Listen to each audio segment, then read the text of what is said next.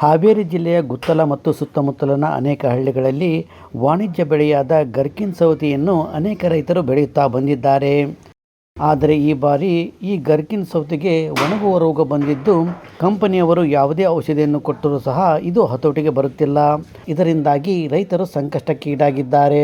ಈಗಾಗಲೇ ಲಕ್ಷಾಂತರ ರೂಪಾಯಿ ಖರ್ಚನ್ನು ಮಾಡಿ ಈ ಬೆಳೆಯನ್ನು ಬೆಳೆದಿರುವಂಥ ರೈತರು ಒಣಗುವ ರೋಗದ ಬಾಧೆಯಿಂದಾಗಿ ಸಂಕಷ್ಟಕ್ಕೆ ಈಡಾಗುವ ಪರಿಸ್ಥಿತಿ ನಿರ್ಮಾಣವಾಗಿದೆ. ಫ್ರೆಂಡ್ಸ್, ನೀವೇನಾದರೂ ರೈತರಾಗಿದ್ದರೆ ಅಥವಾ ಈ ಮೊದಲು ಸೌತೆಯನ್ನು ಬೆಳೆದಿದ್ದರೆ, ಅಷ್ಟೇ ಅಲ್ಲದೆ ಯಾರಾದರೂ ಕೃಷಿ ತಜ್ಞರು ಈ ವಿಡಿಯೋವನ್ನು ನೋಡ್ತಿದ್ರೆ ಇದಕ್ಕೆ ಯಾವ ಔಷಧಿಯನ್ನು ಸಿಂಪಡಣೆ ಮಾಡಬೇಕು ಅನ್ನೋದನ್ನು ಕಾಮೆಂಟ್ಸ್ ಮಾಡಿ.